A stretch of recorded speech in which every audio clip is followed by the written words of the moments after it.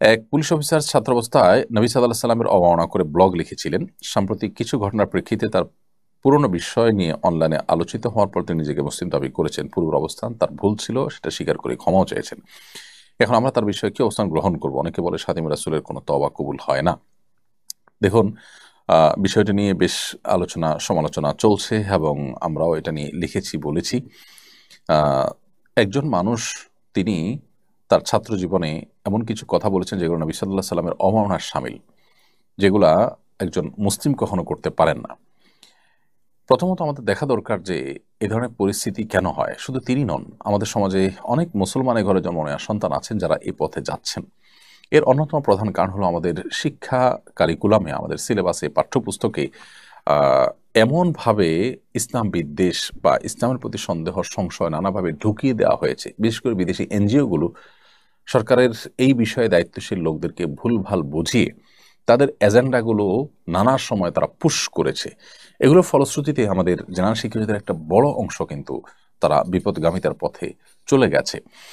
তো এই বাস্তবতার কারণে শুধু এই পুলিশ অফিসারই নয়, আরো অনেকেই এ ধরনের পথে পা বাড়িয়েছেন।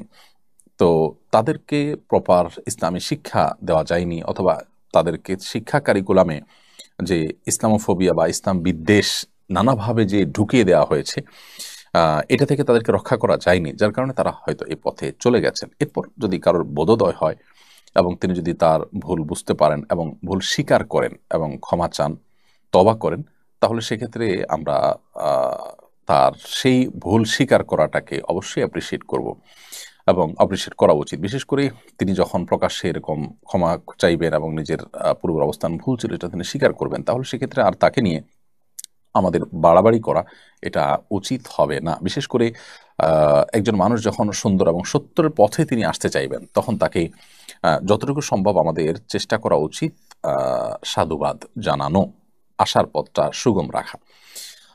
আর সাথীমে রাসূলের ব্যাপারে অনেক ওলামায়ে কেরামই বলেছেন যে তওবা তিনি যদি করেন, আল্লাহ সুবহানাহু ওয়া তাআলার কাছে যে তওবা কবুল হবে এটা নিয়ে কোনো দ্বিমত কারণ নেই। সারা বিশ্বের সব ওলামায়ে কেরামের এজমা রয়েছে যে আল্লাহ সুবহানাহু ওয়া তাআলার কাছে কবুল হবে।